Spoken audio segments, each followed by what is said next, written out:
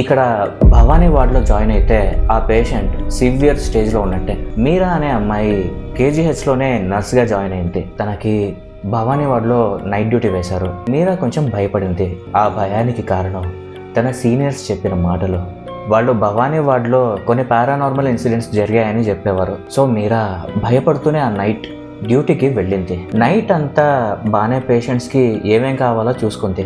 అలానే సెలైన్ ఎక్కించాలన్నా కూడా వెళ్ళి చూసుకొని ఎక్కించేది.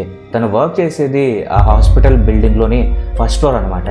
సో రాత్రి 11 గంటలకి అందరూ పడుకున్నారు కదా అని రూమ్ బయటకు వచ్చి ఒక బెంచ్ మీద కూర్చుంది. రాత్రి 12:30 అవుతుంది. మీరా కొద్దిగా కునుకుపాట్లు పడుతోంది. లైట్గా ఇక నిద్రలోకి జారుకుంటోంది అనగా ఇంతలో ఒక 50 ఏళ్ల పైన వయసున్న ఒక పెద్దాయన మీరాని లేపాడు. అమ్మ, మా ఆవిడకి సెలైన్ ఎక్కించాలి, ఒక్కసారి వచ్చి చూడమ్మా అని ఆ పెద్దాయన అడగ్గా మీరా ఎక్కడండి అని అడిగింది. అందుకు ఆ పెద్దాయన నా వెనకే రామ్మా, నేను చూపిస్తానని ముందుకెళ్ళాడు. మీరా కొంచెం బద్ధకంతో లేచి రూమ్లోకి వెళ్ళేసరికి ఆ పెద్దాయన కనిపించలేదు. ఒకవేళ ముందుకెళ్ళిపోయాడేమో అనుకుని పేషెంట్స్ దగ్గరికి వెళ్ళింది. అక్కడేమో పేషెంట్స్ అందరూ కామ్గా నిద్రపోతూ ఉన్నారు. మీరా వెళ్ళి అక్కడున్న పేషెంట్స్కి ఎవరి దగ్గర సెలైన్ బాటిల్స్ ఉన్నాయో వాళ్ళవి చెక్ చేసుకుంటూ వెళ్ళింది. కానీ అందరివి బాగానే ఉన్నాయి.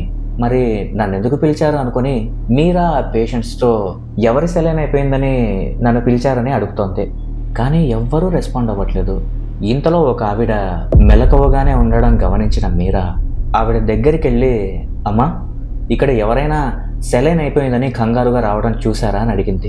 అందుకు ఆవిడ, లేదమ్మా, నాకు నిద్ర పట్టక అలా కూర్చొని ఉన్నాను, నువ్వే వచ్చావు, ఇంకెవరూ రాలేదు అని చెప్పింది. మీరాకి ఏం అర్థం కాలేదు. మరి తనని ఎవరు పిలిచారని అనుకుంటూ అలా బయటికి వస్తూ ఉంటే ఒక ఆయా కనిపించింది.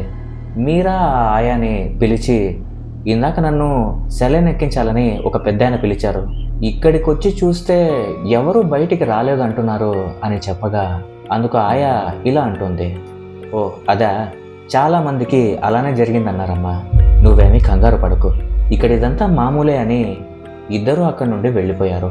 మీరాకే కాదు, చాలామంది నర్సెస్కి అలా ఎవరో పిలిచినట్టు అనిపించి వెళ్తే అక్కడ అందరూ నిద్రపోతూనే కనిపించేవారు.